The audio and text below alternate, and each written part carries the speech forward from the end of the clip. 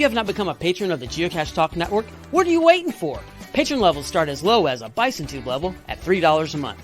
The sign up is easy. Simply go to the Geocache Talk website and click on the Become a Patron button, or go to patreon.com/Geocache Talk. Patrons now get the famous Blackout coin, invites to special events, and other really great items throughout the year. Become a patron today. Have you subscribed to FTF Magazine yet?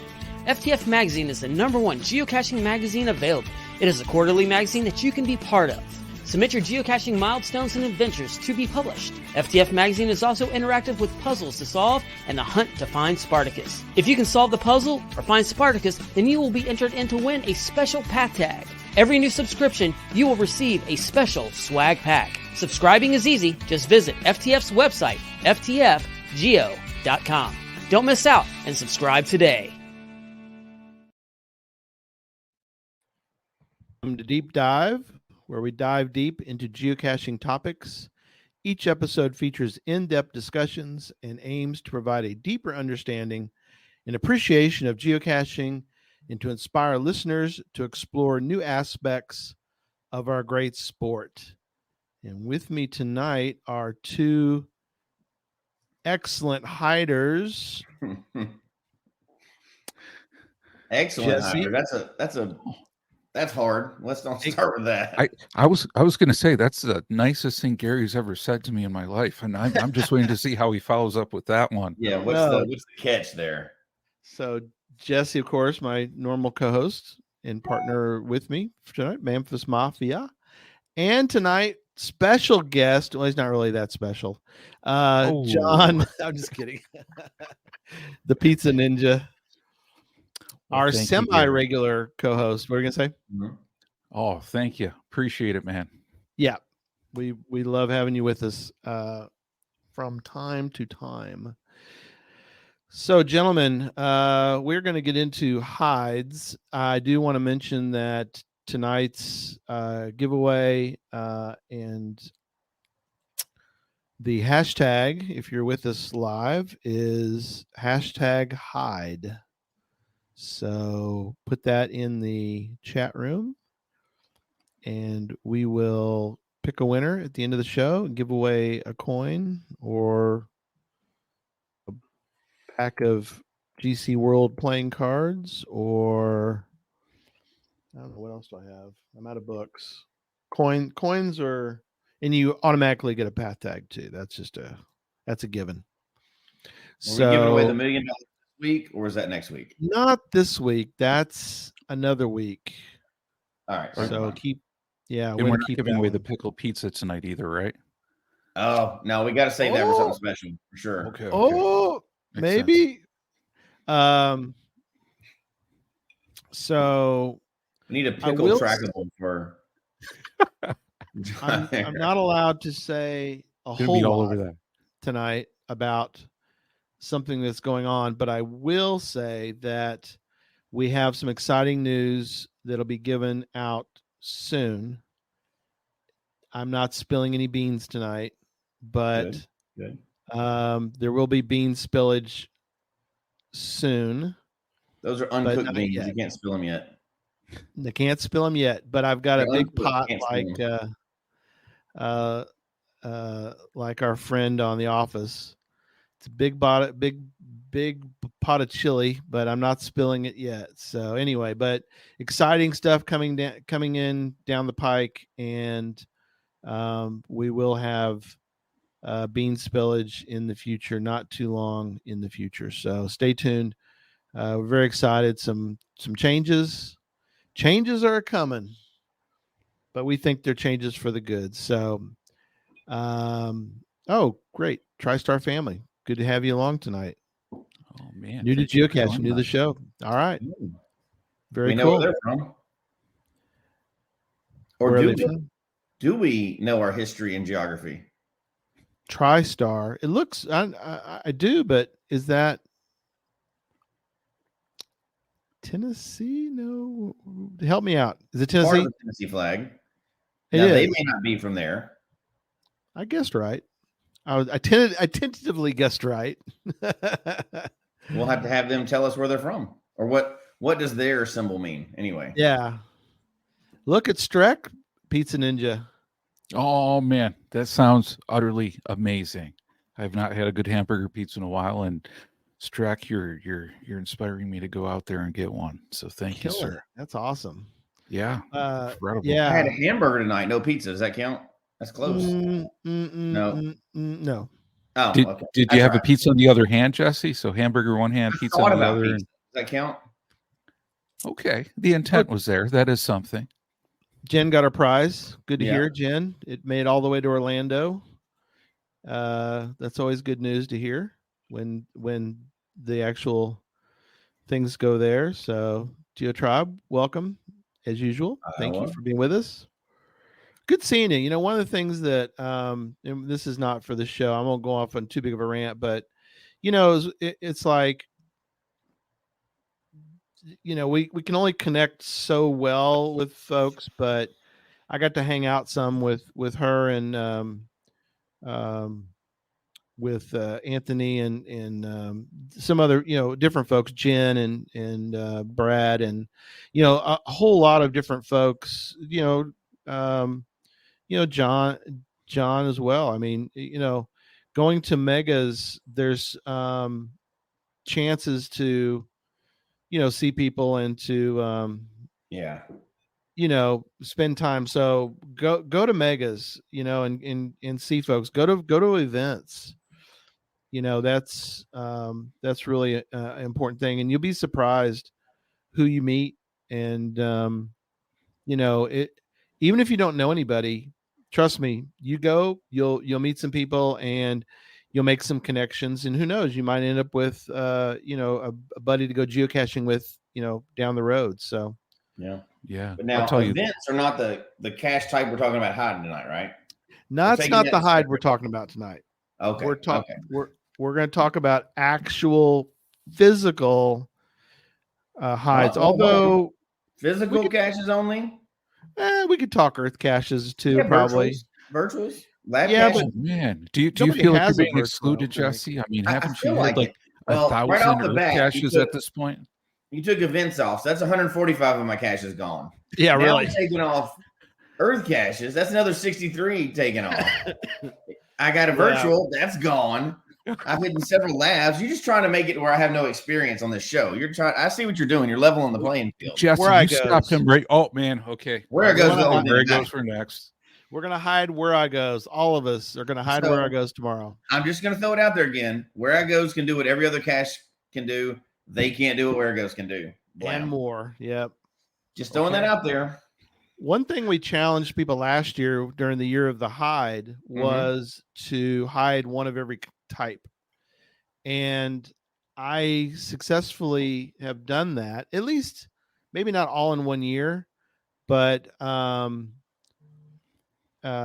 think that it's something that is good to try to challenge yourself with, which is to hide at least as many as you can. Obviously, you know, virtuals are sort of, that's for another show. You know, but pretty much every other type can be hidden. All the ones that can be hidden, you want to try to do. Is that a good way to put it? Virtuals and labs are the only two that have to be gifted to you. Yeah. All the rest can be done. And if you're caching long enough, you'll probably get an opportunity to hide a lab or virtual. Yeah. They're about to give out, is it virtuals are doing another round of or labs? They are. Another round of virtuals in 2024. And you haven't had qualifications for this one. Qualifications. And one of the qualifications is you need to hide, and I messed it up already. What was it? What is it, John? Is it 5? You need to have 5? No, you have to hide a cache in 2023 and it has to have 4 favorite points on it. Exactly. Thank you, sir. And I like that because that's incentivizing something for people who are hiding, you know? Okay. That's one of the best promotions I've seen for getting people to get out there and hide quality caches, not just the kind that I don't like, but anyway. All the ones that you can hide, you can't hide it. You cannot hide an ape cache, although you can find 2 right now. Yeah, 1.5. One's like a ghost. Don't even count that one. Let's move on. But all the ones that are eligible to be hide. Oh, there you go. Thanks, Ryan.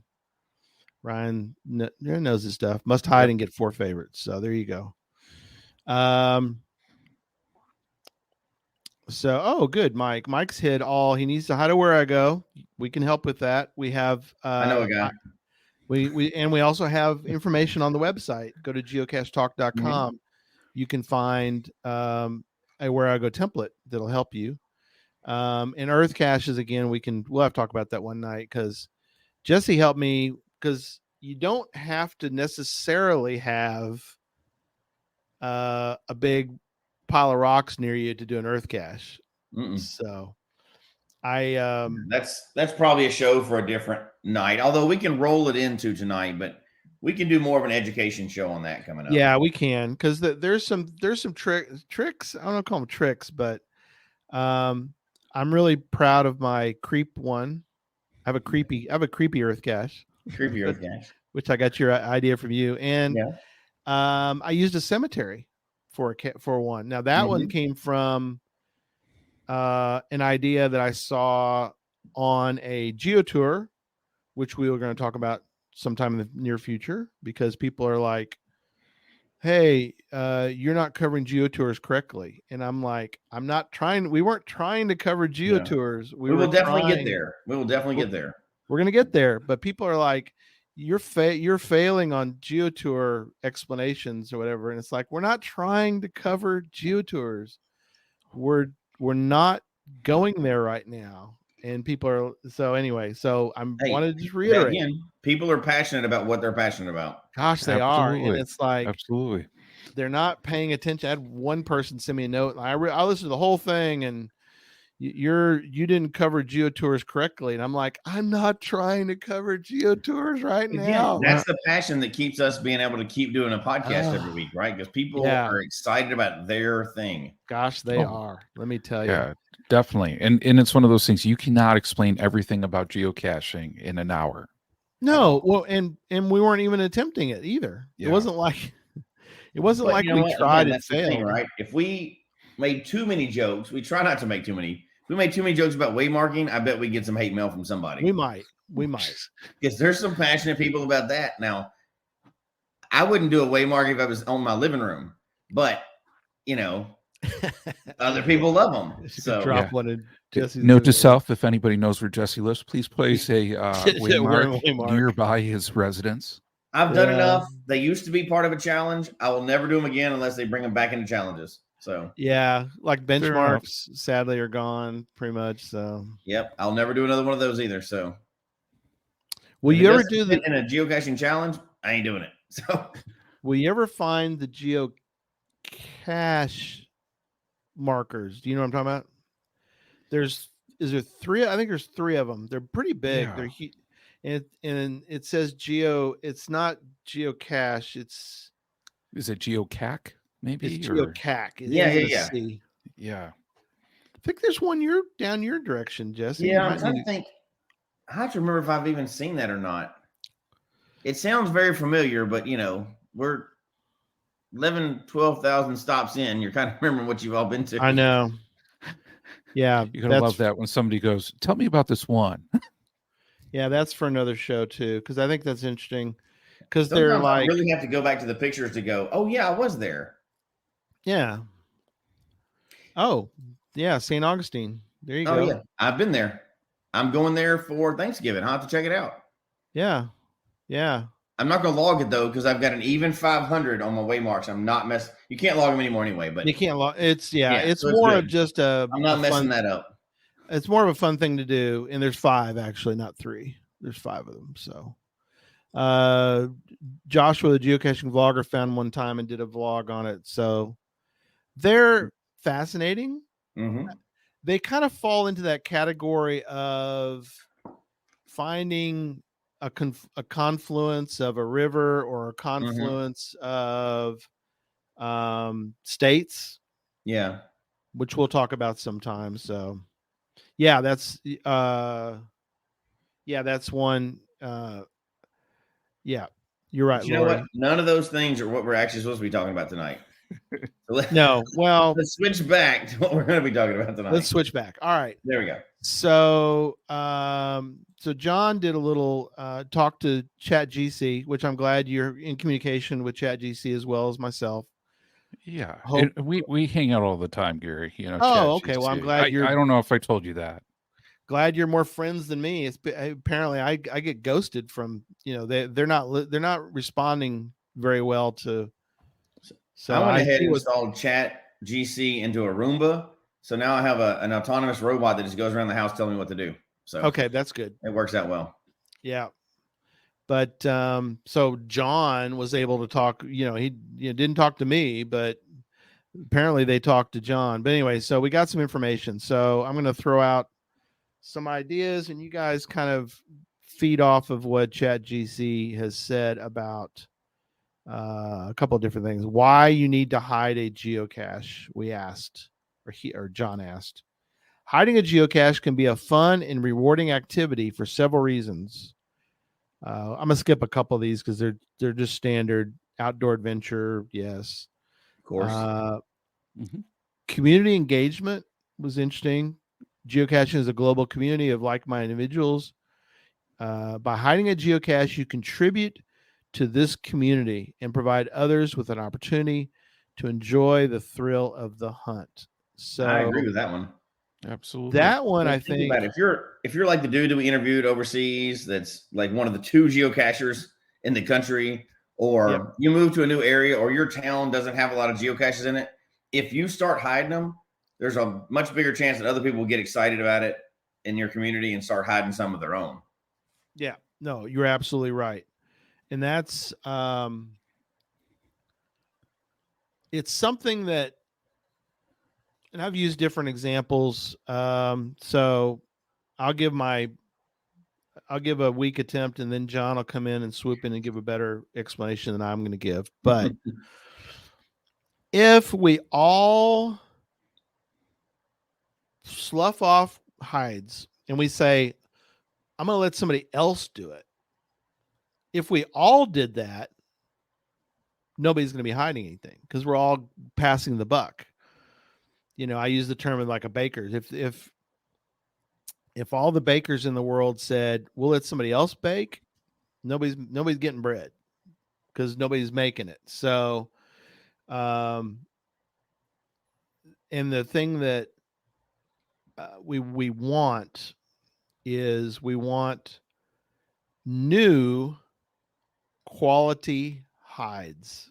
And if you complain, here's the other thing. It's like voting. If you're going to complain about the hides in your area, you better be part of the solution and not just complaining. That makes sense? Yeah. I'm going to leave the voting out of it, but go ahead, John. Well, it's just the we're not going down that road because that's not our show. But anyway, no, but that's just that's the example we all I got hear is something else like to if say you about don't vote, you can't complain. Well, that's a terrible thing to say in today's politics. So we're going to just skip over that. We definitely disagree. So let's keep moving. Transition. So when we were talking about caches before, you know, one of the things that was out there that was pretty staggering was I think less than 5% of geocachers are responsible for hiding all the geocaches out there, which is crazy. That's like a very small portion of people like really making sure this game continues on and is successful. And I know when Gary and I were kind of talking about like show ideas on here, I said, this is a topic I feel very passionate about. Because especially as you go through, sometimes you look at logs, you look at other cachers, you see thousands of finds, but you see 0 hides, you know. So a key question I think we all have to ask ourselves is why should I hide a geocache? You know, why should I do that?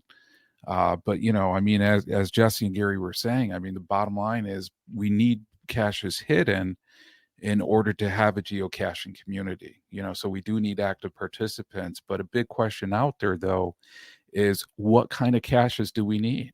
You know, do we need millions of LPCs, millions of poorly maintained caches, or do we need good quality caches out there too? And I'll tell a little bit about myself when I got started too. Yeah. I think, and I don't know about you guys, before I hit my first one, I want to say I probably found, let's say maybe 800 or 900 caches, out Okay. there. Right. And at that time, I did have another geocacher, and I really appreciated his sense, because he said to me, if you're finding all of those, you should be hiding some. You should be putting some of those out there. And I understand where people are coming from, because I was in that spot too. It's, you think hiding and publishing and getting the cache reviewed is this incredibly challenging thing. Really isn't, to Right. tell you the truth. You think, for there, you got to put something out that's just like, incredible for your first cache, and you can put out something basic. But it's one of those things, and I don't know if I ever told you guys this story. It was funny, after building it up and after hiding that first cache, and I hid my first one. Yeah. I want to say it was in winter time up here, so not many new caches were being published. Submitted it to the reviewer, sat back, somebody told me it could be a week or two, could be more. 4 minutes later, I hear a ding in my email. My cache got published and it was out there, Oh, that's awesome. Yeah. Yeah. I have a different opinion. So go ahead. That sounds great, but I won't go so low as to use the voting metaphor, but I'm going to do something different. I've ridden on a plane a lot of times. I've also complained about flights. Lots of people ride in a plane. Not everybody is qualified to fly that plane. Same thing with geocaching. There's a lot of people that find geocaches. Not all of those are going to put out quality. I would rather have a much smaller percentage of cachers put out quality than everybody feeling like they're obligated to put out a cache and they throw another pill bottle under a bush without permission with like their McDonald's receipt in there as a log. I would rather shrink down and have a lot less caches that people really want to be. Now, I wish everybody would put out an awesome cache, but that's not the reality. I would love to see a core group of people. Let's say we bump it up to 10% instead of 5%, but all those people really wanted to do good caches. We would be a lot better off than if 50% put out trash. So there's, not just because you can find a cache doesn't mean you can hide and maintain a cache of any consequence, right? Of any quality at all. So we got to find the ones that are going to put out good things and encourage those. That's just my different take on that. Okay, I've got a completely different take than both of you guys. By the way, you've got a lot of people loving what you're saying, Jesse. You've got a Tony saying yes. So Deadliest Cacher is the same. So here's my argument on this. Okay. And it kind of goes along with Creepy Leech. Creepy Leech's comment is, speaking of someone who has place hides, but who has also streaked every single day for over 9 years, I can safely say I don't care what kind of cache is out there, as long as they're out there. I get that. So here's my thought, and it is this. I don't want cachers who have never hidden anything to hide under the excuse that, oh, I can't put out a good cache, and Jesse told me that I'm not supposed to put something out that's trash, so I'm just not going to do it. So here's my thought. Go put out something. If you've never placed a cache before, go do something. I don't care what it is. It could be an LPC. It's a pill bottle under a tree. I don't care at this point. But what I don't want to see is you repeat it. I want you to put one out to understand the process.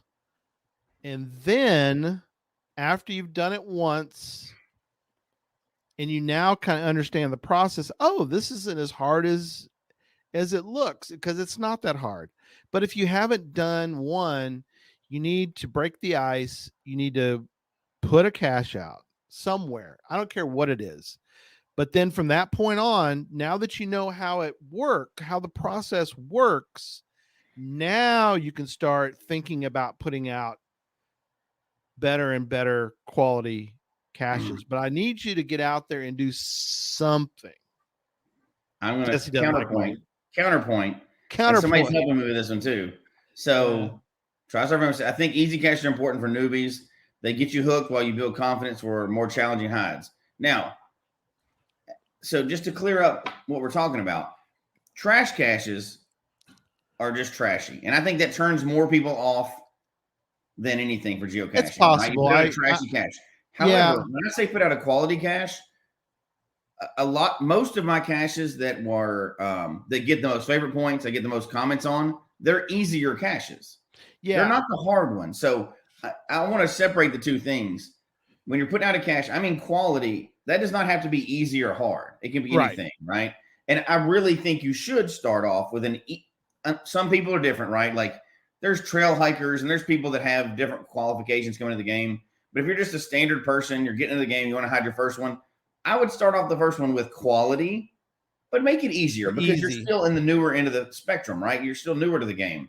Don't start off with like a 5-5 hide for your first hide, unless you're some crazy scuba person, right? Yeah. But I don't think putting out even one initial cache to get comfortable that's trashy, that's like the first one I found. I went 619 days before I found my second cache because the first one was trash. It doesn't have to be trashy. I would have been super sad, right? Yeah, it doesn't have to be trashy. Don't go look that one up. I'm not calling that trash. You know what I mean? I am calling it trash, but you know what I mean. Yeah. It was a pill bottle, literally a pill bottle under an LPC. Those are great for numbers along the way, but if that's your introduction to the game, it can turn people off. I think we got to focus on putting more quality out there, even if it's your first one and it's super easy. Just even if it has a label in there that says this is our first cache and it's still under an LPC, that's still neater because it's got a little logo or something on it, you know? Yeah. Not just like grandma's, pills with the label scraped off and thrown up under there with the bees. That's not going to get anybody into the game. No, but what I'm hoping though is that again, don't do a trashy one, but you can do an easy one. There's easy ways to put a bison tube in a cedar tree or somewhere, which I know people always joke about, like, oh, that's not good. But there's ways to do that are not bad. But here's the thing. You can do easy, like you're talking about, that aren't trashy, but here's the thing. To me, you can't give me an excuse to why you're not hiding, because I think everyone should hide. I know Jesse's going to be like, you need to be qualified or you need to be I don't think you have to be a pilot. In the great state of Florida. Yes. I'm going to repeat that. In the great state of Florida. Yes. Half the people that live here only live here half the time. If you live in, they're snowbirds, right? They live in other states during another time. Oh yeah, they come down. It's kind of hard for them to hide and maintain caches. We're only here. No, we don't want that. We don't want that. That's what I'm just saying. There are some rare situations out there where those people, if they don't have the ability to maintain, I understand why they don't hide. For the general public, I agree with you. You should, in general, try to take part of the hiding as well. Yeah, but there are some exceptions, and we have some people that we know of. I think that comes with it. But general public, I agree with you. And I think for the first time somebody hides a cache, it's a learning experience for them, even with the maintaining it on that side. Yeah. So, I mean, one thing kind of piggybacking on Gary, I'm thinking like if people hide one. Don't go out and like hide like 10 at one time. No, do one. On there. Don't create a throwdown power trail, although Jesse has advocated for it. But throw out the window power trail. Throw out the window power trail. No, do not do that. Throw it out the window. It's not even near anything. And it works better too if you have a wet log to start. Then people can just say log was wet, couldn't sign, and just keep moving down the road. We put you in the back of the truck with a whole bag of. If newer cachers are listening, do not do what that man just said. Actually, what's best is if you use beer cans, because then it doubles. You can get drunk while you're driving illegally, right? And put your receipt in that beer can and just throw that paper in and chunk it out the window. Oh man, put down the list of things absolutely not to do for your first cache. And then on top of that, John, is you guess at where you think you threw it, because you're gonna have to you're gonna have to publish I mean, all it's those. close enough. You can figure that out while you're driving down the road. Right. And then the name of it is "Don't Even Try to Find This One." Don't even right? try. Yeah. Yeah. Hey, there actually is a cache like that. It says there's a cache out there. I don't know the GC, but I have it on my watch list. And it says, don't find this cache. So it's out there, it's maintained because the reviewer sends it an email every 30 days, but everybody goes and DNFs the cache instead of finding it. So every once in a while, some like brand new person will actually find it. Everybody's like, boo. And so there's like 800 DNFs on it or something. It's awesome. They have a very nice reviewer that's allowing that to happen. You know, you don't do that, but don't do that. That's not trash. It's a geocache. It's a geocache. That's right. Like that. Yeah. So, okay, let me go back to the list. So we've kind of beat topic, but go ahead. We kind of beat that. No, I mean, it's on topic. Oh, we're just on topic 1 out of 10. Go ahead. I know. Hiding a geocache allows you to express your creativity. You can choose a theme for your cache, create a unique container, craft clever clues. That's a tongue twister, or puzzles for others to solve. It's a chance to showcase your creativity and imagination. And I want to go back to a comment. I'll have to find it. Audi. So if anybody's ever found an Audi cache, they are unbelievably great. Yeah. And I know he doesn't want me to always brag on him, but I'm going to brag on him. Here was his comment, and I like this comment. I would go through some serious withdrawal if I wasn't able to hide. That's me too. I'm a big.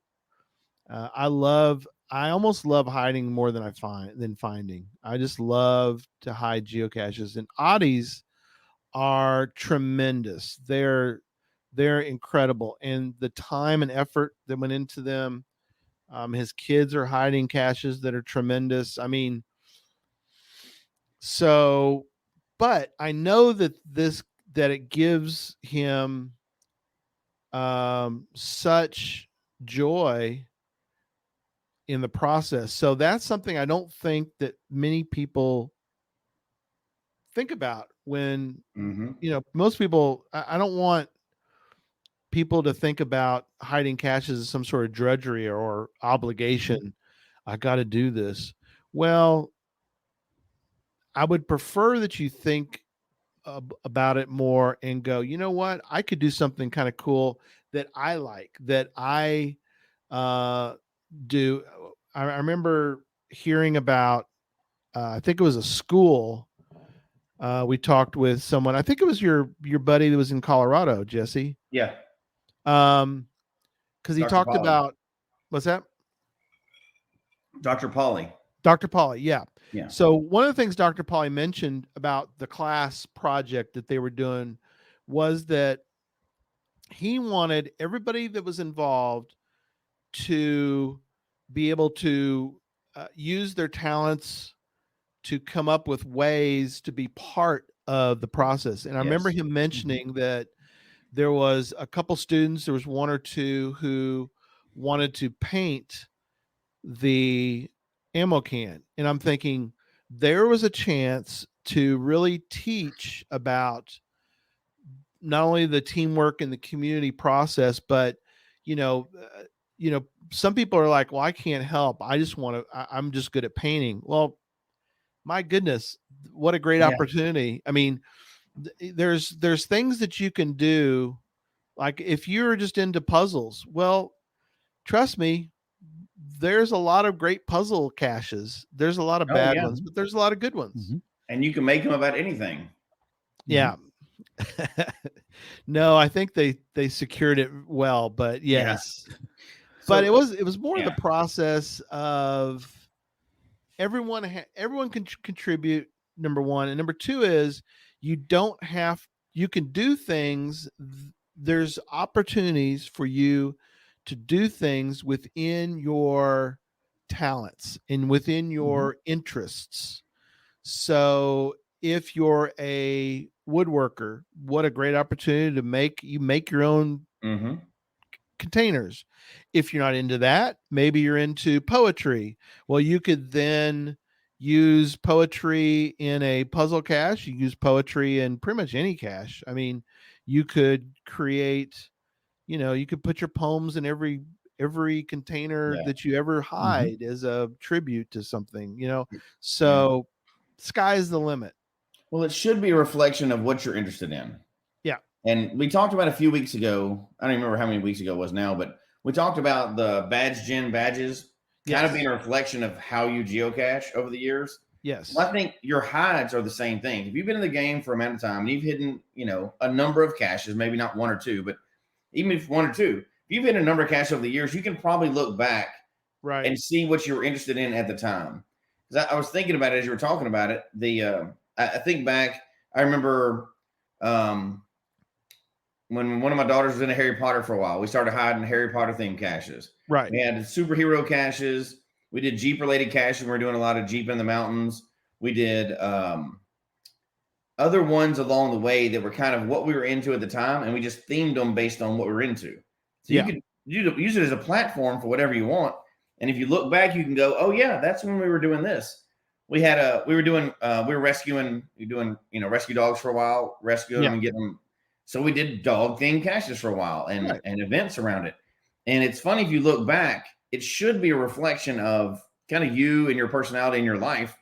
That's when you're putting something into those geocaches, right? That's what you're interested in. You got a platform now to talk about whatever, as long as it's not an agenda, you can put pretty much whatever you want into a cache, and there's no restrictions on that. You can be as creative as you want, doing whatever you want about it. They could all be about pizza. It could be anything. It could be, whatever you're into. And that's just like challenges. If you're into something, put a challenge out there about it, so other people will be into it as well. Yeah, I think that's one of the best things about caching is you can theme them to your life. Yeah. Have you found something like that? Go ahead. Yeah. And one thing I want to say too, I mean, we have this amazing puzzle creator in the county where I live. The guy, I think he's only found like 300 caches. Right. And he has, I can't even remember how many different hides out there, but the guy makes just incredible puzzles, and you can tell his gratification for the game actually comes in that hiding, the creating of the puzzles. His graphics, his creativity is just there. He'll theme them about like movies, etc., superheroes, like, sure. And just incredible. And I got to admit, on that one too, I know, Gary, you were saying at some point your gratification actually comes, maybe sometimes you could get more gratification from hiding than finding. Yeah. And I want to say my first year hiding caches, man, I went all into it. Mm-hmm. And I just had such an absolute blast from that year, no joke. I had way more fun hiding than I ever thought I would. Yeah. On absolutely. that side. And that creativity was a big one because, you can do anything based upon like what Jesse was saying, like your interests. Somebody was saying, in the chat, they have like an IT guy, that does mystery caches. So that kind of rings a little bit close to me, but whatever special knowledge you have or special interest you have. I know I made some Monty Python puzzles because I love Monty Python, Right. And other people do too. So, so it's definitely a wonderful chance to be creative, to get that expression out there for people too on that side. Absolutely. A reminder, please put in #hide if you'd like to be part of tonight's giveaway here in a little bit. #hide. And that's a cache hider that we have in our county that does roaming raccoons. Gotcha. Yeah. Incredible work. Very cool. Very cool. Well, you see several people, they get gratified when they get a favorite point. They like reading the logs. I think that's, for me, I'm in agreement with both of y'all. Other than maybe a few great experiences that I've had, if I went out this week and found 100 caches just around town, that would be pretty cool, right? But if I got 4 good logs that were just awesome logs on some of my own caches, I think I would enjoy that way better. Yeah. Even if it's only a few compared to the many, those experiences you get, or you find somebody that's their first hide, or, it's the first time they've done this or that, and when they post photos and stuff and they really write a good log, you can't beat that in the game. You really can't. Oh, definitely. It's just awesome. It is. Especially when you see that like picture of the family, everybody's like smiling like the time of their lives. Yeah. Oh, absolutely. On that one, and you're like, oh man, you helped to make that happen. How cool is that? No, absolutely. So another item, another reason to hide is says educational opportunities. Geocaches can be educational tools. You can use them to teach others about the history, culture, or natural features of a specific location. You may include educational information or challenges in your cache description. So, one of the items that I really like about geocaching, and we've all three of us have found either cool containers or cool locations. You know, you kind of hope for both, but you want at least one of the two, either a good location or a good cache container. But you know, when there's something tied to a location that really the only reason you went to it is because there was a cache there of some type. We've all had those situations, and I think people forget that if people aren't taking the time to try to come up with ways to hide something near these kind of locations, I've always used the one in Oklahoma where there's a lock system on the Arkansas River, and it basically, you know, all kinds of traffic can go along this, but there had to have been a lock system to help because of the, you know, the the way that they needed to handle larger traffic. And we found this. I mean, there's no signs, you know. Yeah. We just followed the GPS, and we went down this road to find this cache. Again, there's no signs, and we get there, and there's like a major observation tower, and you can watch boats come up and down the river, and you can watch the whole process, and you're like, how is this even here, you know? And number two is like, how, you know, we would never have found this thing. There was no, you know, Oh yeah. there's no signs for it. I mean, you found one recently, Jesse, where you're like, you know, you're like, I wouldn't be here unless there was something, you know. So I mean, we could talk for the next 5 hours about the places over the last, 10, 11, 12 years that I never would have found other than geocaching. And then we're so surprised when we find them.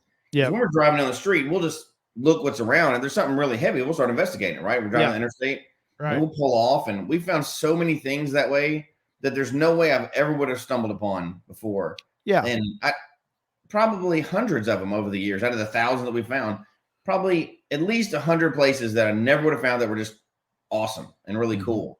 And I just don't know how else you would find these kind of places like that other than people going out and hiding a cache and drawing attention to something like that. So I think that value is huge.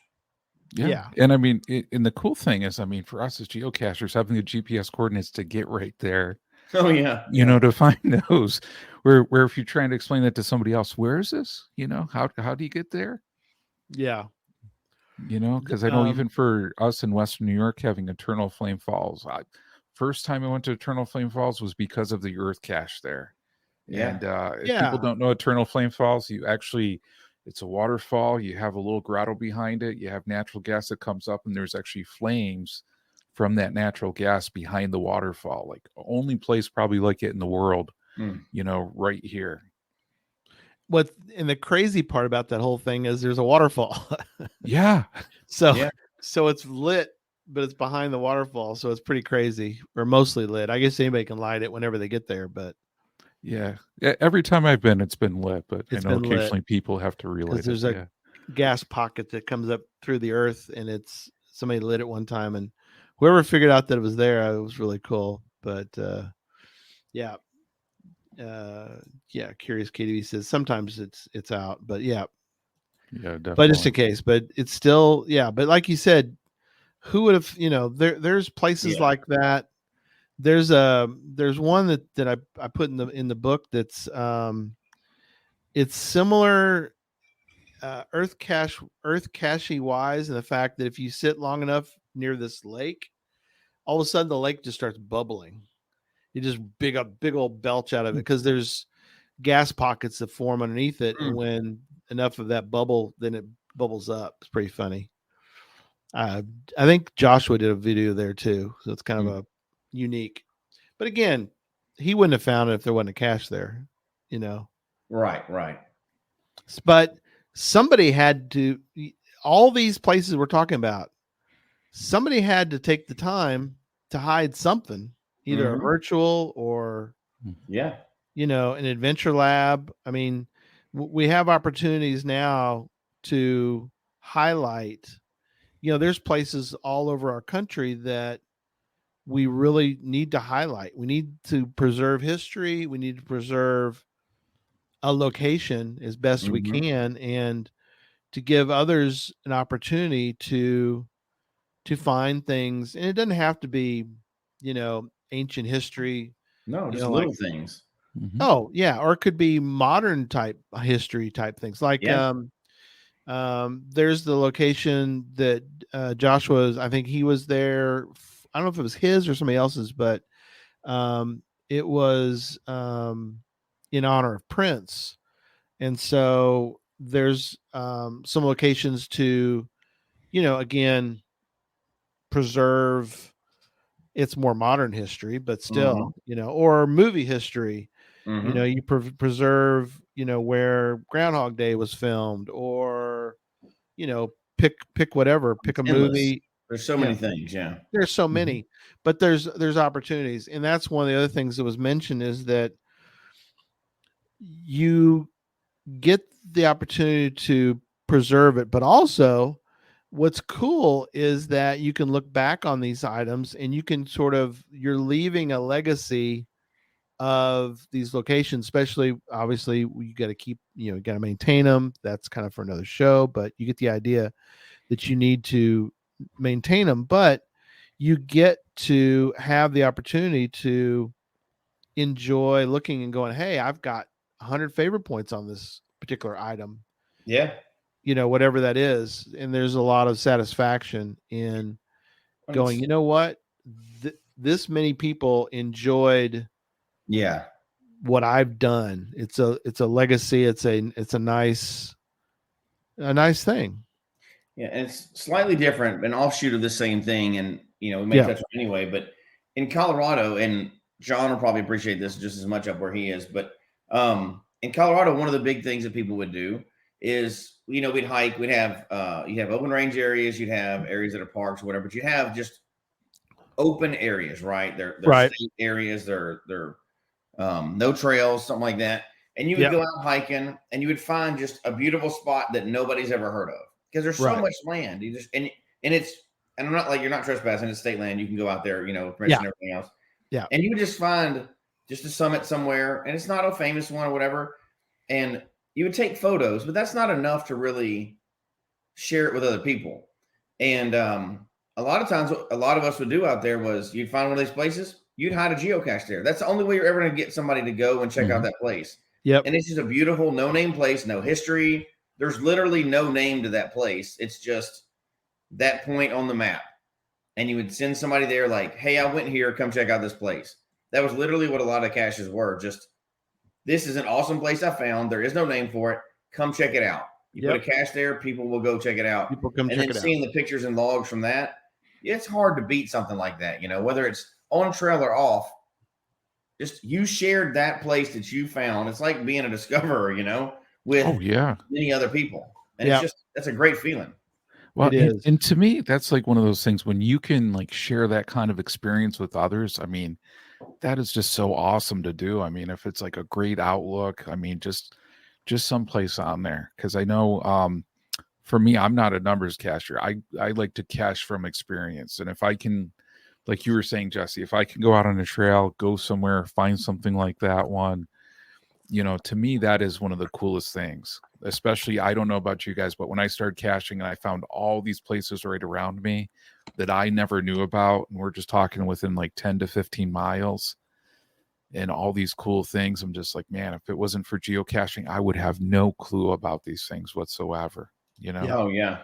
And those are the things I think for people is hiding. I mean, like to me, if there's a cache hidden at a cool location, I'm probably going to give it a favorite point, Oh, yeah. Easy. So Top Hat coasters, I typed it wrong when I was responding to them, but that's okay. What do you think about containers bought from the geocache store? So I want to touch on this real quick. those are all going to be high quality and approved and everything else, right? So you don't have to hide a gadget cache to make it a quality cache. You don't have to have craftsmanship, painting skills, wood skills. What you don't want to do is just get, like we were joking about a beer container.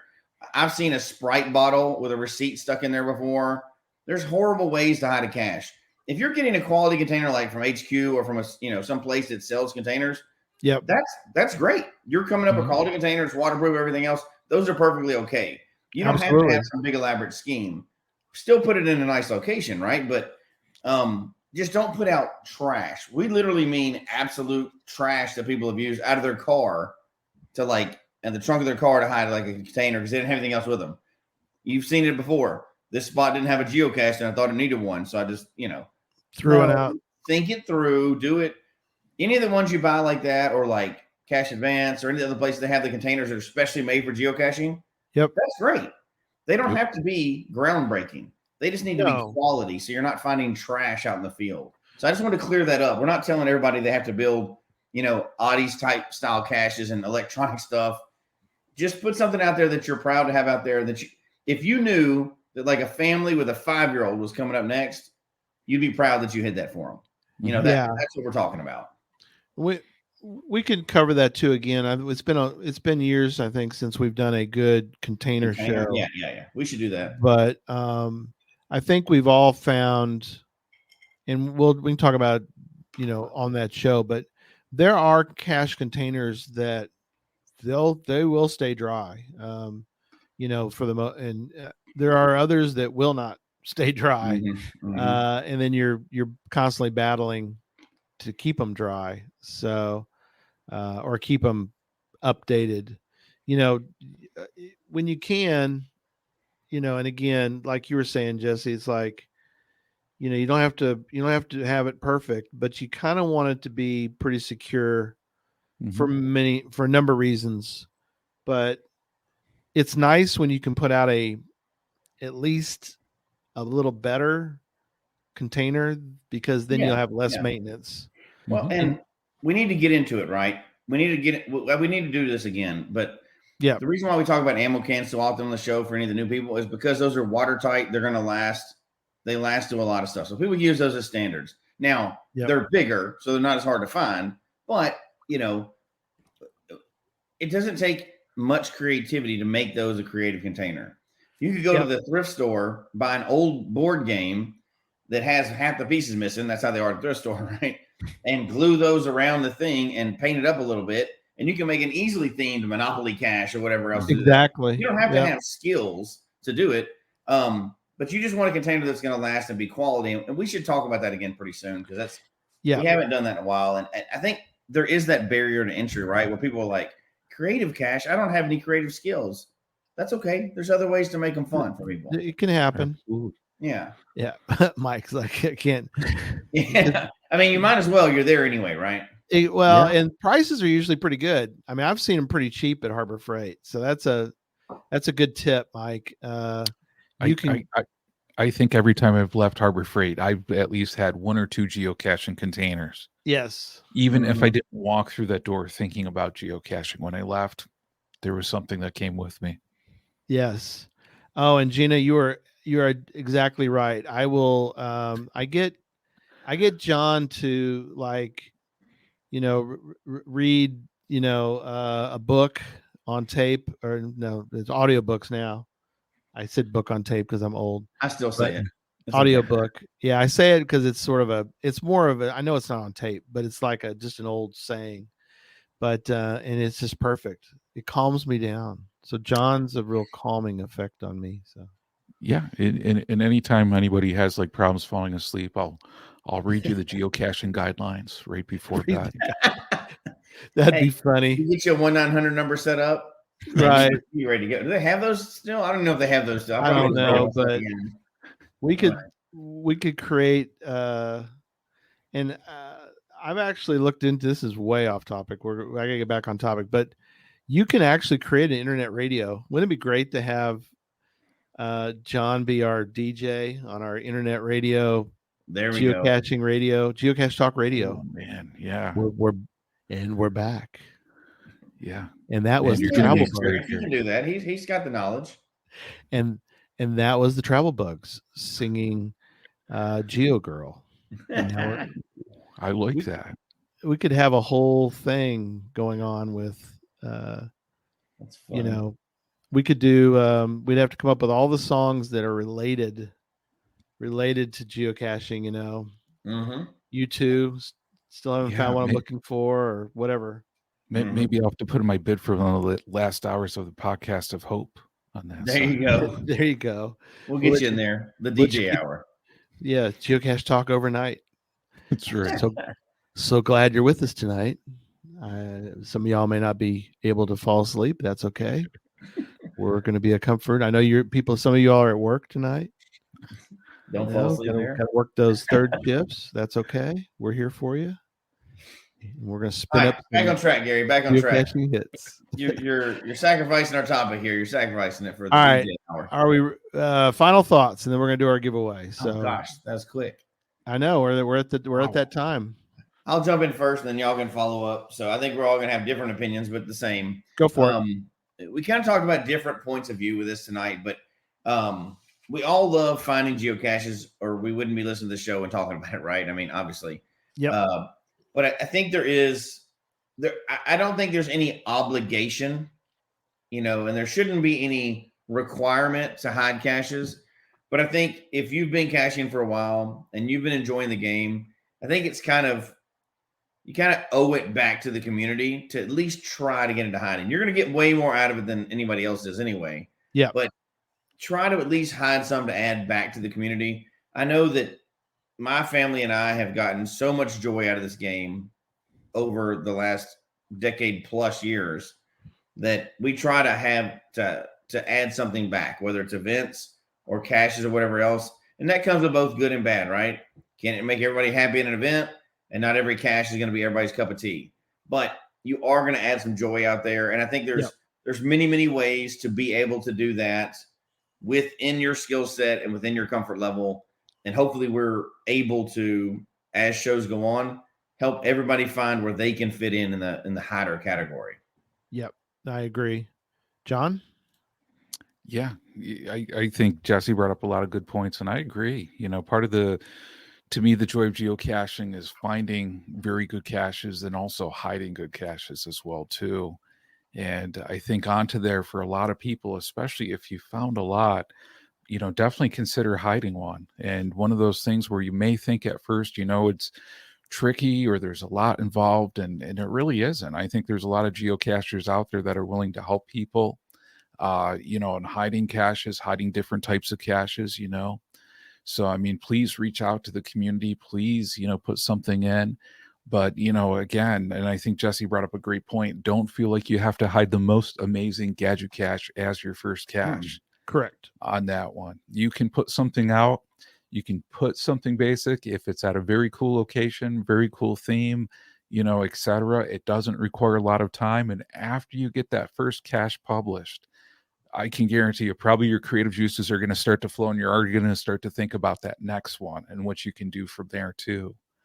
So, onto that one, I encourage people just, don't think of publishing a cache as something incredibly difficult to do. You can do it. You can get help.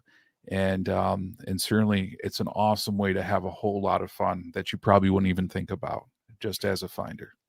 Yeah, Gary, absolutely. before you go, I want to say one more thing. John touched on something that I think we gloss over sometimes. We used to do it better in the past, but yeah, if you're kind of in that boat where you're like, I feel comfortable doing this, I don't feel comfortable doing this, I don't know a lot of people, or I need some advice, literally just email our show. If one of us can't help you, which we'd be happy to with any of those, we will get you. We luckily are in the fortunate position we've met people all over the world because of the show.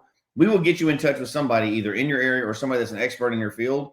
We can help you feel comfortable hiding a geocache. We can give you ideas. We can help you walk through things. We've seen so many things. And if you're just one of those like kind of solitary people, or just you don't really have anybody to reach out to, literally geocachetalk@gmail.com. We would love to help you come up with ideas to help hide a cache somewhere.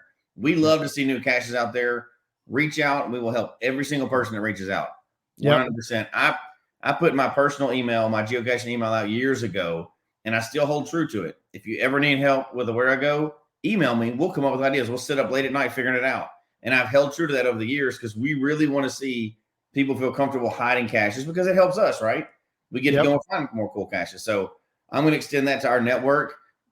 Everybody on this network would help you sit around and come up with good ideas. I promise you that.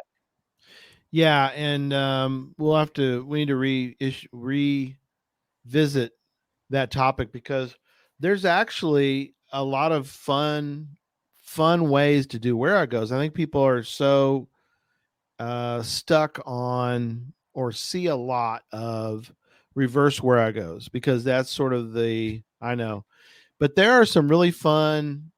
And I tell the story. It's a quick story, but we were at going caching, and you can do a play anywhere where I go, and we were in the park where the main event is located, and you can do these where you have to walk in invisible trails, invisible maze kind of thing. And I stepped back and watched because so many people were doing this in a location, and it was the craziest thing to watch because people were walking with their phone and they would stop and they would turn and they'd walk this way for a while and they'd stop and they would turn. And it was like, if you didn't know what was going on, you're like, what on earth are these people doing? But they're having fun doing a where I go, doing these invisible routes that you've got to take to get there, and they're just having a ball. So there's a lot of fun. So all right, you guys covered it as really well, and I'm going to bring up the giveaway tool. Last chance, everybody. So put in hashtag hide if you haven't done that yet, and we're going to give something away. So big money, no whammies. That's what Brad's wanting to win one. Jen won last week. So all right. Here we go. Let me add it up in. All right. And I just push the button. That's all I do. Nothing else I can do. I just click draw. There it goes. Round and round it goes. Where it stops, actually nobody does know because it just does its thing. Ryan, I didn't even hear him in there tonight. And Ryan,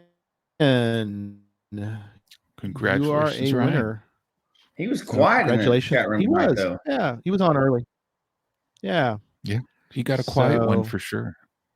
He snuck in there and stole a prize. Snuck one in. Well, like I said, I don't. The cool thing about the tool, the giveaway tool, it's StreamYard does it, and it just I just click a button, so that's cool. So again, email us if you have any questions, comments. Definitely do that. And I do want a last item. Remember to put this on your calendar. Podcast to Hope is December 2nd, 4 p.m. to midnight Central Standard Time. We have a great lineup. We'll do a lineup show when it gets closer, but just put it in your phone somewhere and don't forget to be with us. It's going to be a cavalcade of stars. You don't want to miss any hour. You can give to all the money goes to St. Jude. We don't see it. It goes straight to St. Jude. So we're not skimming off the top because we're not involved at all other than the promotion that we're doing.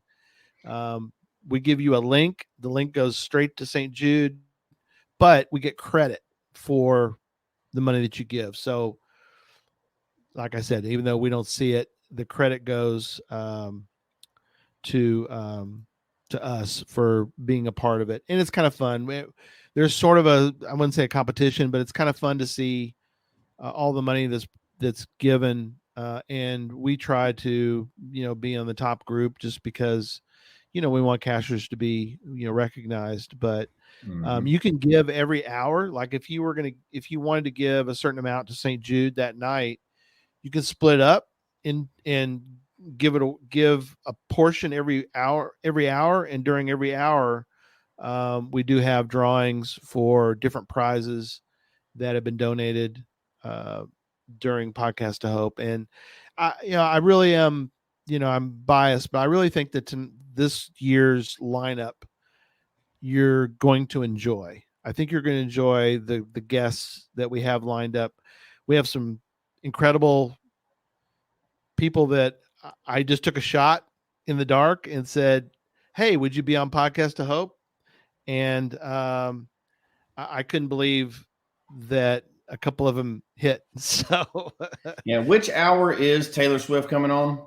she is at 7:00. Okay. Okay. So I want to make sure I'm there So- for it. Just But make sure I'm there. yeah, but I do swing. I do swing for the fences, and once in a while, I do hit some home runs, and we've got at least 3 or 4 home runs this time. And we've had Mike Rowe on. We got lucky with Jim O'Hare, which wasn't Yeah. really planned. That was awesome. It was awesome. We've had movie stars. We've had record producers. We had Mike Rowe. We've had a lot of different cool guests over the years. So again, I am very excited about this year. So join us for that, and join us on Sunday night. We're going to be talking about Gilby, North Dakota. What in the world is going on in Gilby, North Dakota? Nothing. There's nothing there to do. Nothing there to do. I don't even know. Do they have pizza there? Yes, they do. It's the Oh, they do. Disneyland of geocaches. Oh, so that's right. No, I we're want to gonna go talk so about bad. Same here.